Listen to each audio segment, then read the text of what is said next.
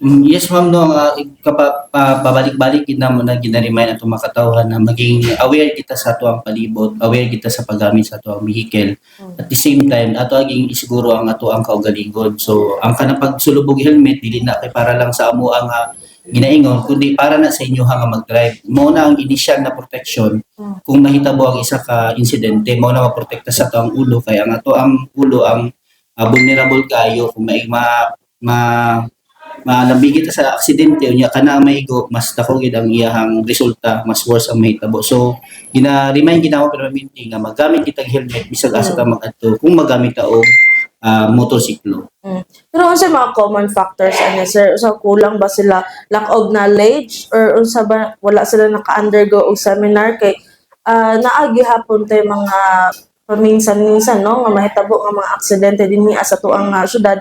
Bisan pa man nga dunay mga TEU and other law enforcers nga nagakuan monitor ana sir.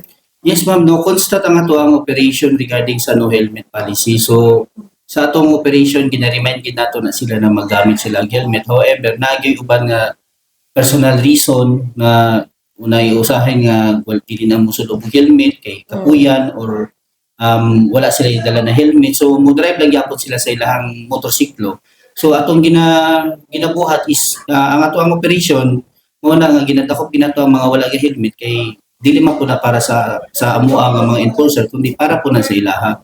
So atong remind gina permanente nga kuan nga mogamit gyud og helmet. So ang ato ang TEU, so kung makita ninyo morning o evening ang ato ang operation.